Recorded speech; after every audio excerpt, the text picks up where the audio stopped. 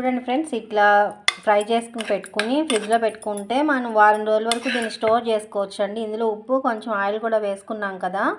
ఇది చల్లారిన తర్వాత ఒక డబ్బాలోకి తీసుకుని స్టోర్ చేసుకు రోటీస్లో కలుపుకొని రోటీస్ చేసుకోవచ్చు. వేరే అంటే ఇప్పుడు ఒక హాఫ్ నేను యూస్ చేసుకుంటాను.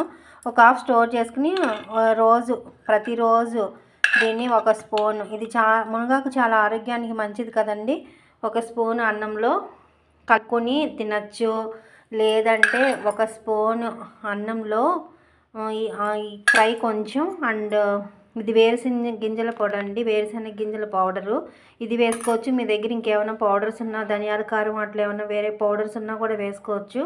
వేసుకుని ఇందులో కొంచెం నెయ్యి వేసుకుని కూడా ఫస్ట్ అన్నం ముద్దలో మనం ఈ విధంగా తింటే కనుక, ఇట్లా కానీ మనకి ఇలా నచ్చితే ఇట్లా కానీ మనం తిన్నట్లయితే మన ఆరోగ్యానికి చాలా మంచిదండి. వీక్లీ ట్వైస్ అయినా మునగాకు తింటే చాలా మంచిది. లేదంటే కనుక అట్లే మనకి గుర్తొచ్చినప్పుడు ఎప్పుడన్నా ఇట్లే డైరెక్ట్గా కూడా ఒక స్పూన్ తినేయచ్చండి. ఇది తినడానికి కూడా బాగుంటుంది.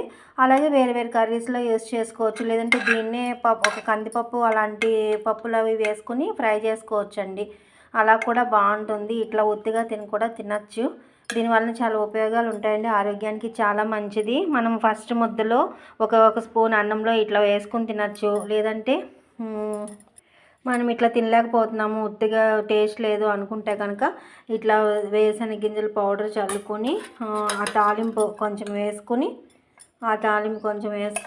అండ్ ఇలా నెయ్యి కొంచెం వేసుకుని టేస్టీగా కూడా తినచ్చండి. నెయ్యి తినడం వలన కూడా ఆరోగ్యమేనండి. ఇట్లా తిన్నా చాలా బాగుంటుంది, ఇలా తిన్నా చాలా బాగుంటుంది. ఇదేమి టైం లేదు మాకు, బిజీ ఎంప్లాయీస్ మేము అంటే కనుక డైరెక్ట్ ఇలా నోట్లో వేసుకుని అమలేసినా బాగుంటుందండి. వీడియో నచ్చితే లైక్ చేయండి, షేర్ చేయండి, సబ్స్క్రైబ్ చేయండి ఫ్రెండ్స్. Thank you.